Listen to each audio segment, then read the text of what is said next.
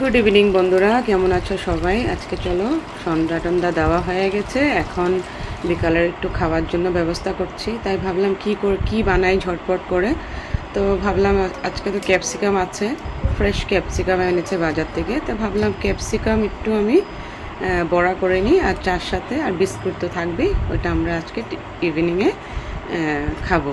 তো ওইটার জন্য আমি ক্যাপসিকাম নিয়ে নিয়েছি, আর দেখো নিয়ে নিয়েছি বেসন, সুজি, আর একটু কালো জিরে, আর হলুদ, নুন, লঙ্কা গুঁড়া নিয়ে একটা ব্যাটার বানিয়ে নিয়েছি ভালো করে।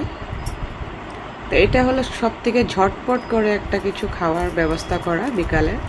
প্রায় দিনই আমরা বাইরের খাওয়া খাই, তো আজকে ভাবলাম একটু ঘরেই কিছু বানিয়ে নিই, একটু সময় আছে হাতে। তো ভাবলাম আজকে এই ক্যাপসিকাম বড়াটা চার সাথে আর বিস্কিটের সাথে আমরা সবাই খাবো। তো এইভাবে ঝটপট করে আমি বিকালে, যদি তোমরা চাও ঝটপট করে কিছু বানাতে, তাহলে এইভাবে বানিয়ে নেবে। তো খেতেও খুব দারুণ লাগে। এই দেখো ব্যাটারটা দিয়ে আমি এখন তেলে দিয়ে দিয়েছি, লাল লাল করে ভেজে নেব।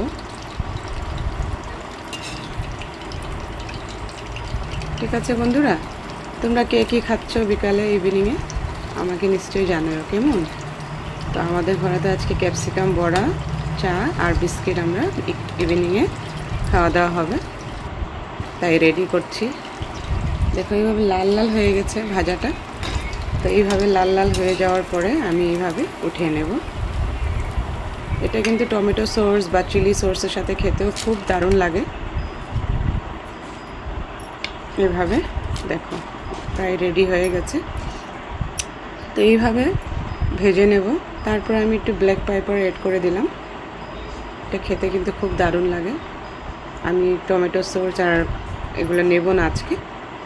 তো তোমরা যদি চাও চিলি সস বা টমেটো সস দিয়ে খেতে পারো, এটা দিয়ে খুব দারুণ লাগে কিন্তু খেতে। ট্রাই করে দেখো কেমন, আর ভালো লাগলে আমাকে নিশ্চয়ই জানাবে। আর বানিয়ে নিয়েছি দুধ চা আর বিস্কিট নিয়ে নিয়েছি। তো এই হলো আমাদের বিকালের খাবার। ঠিক আছে বন্ধুরা, কেমন লাগলো নিশ্চয়ই জানায়ও। টাটা।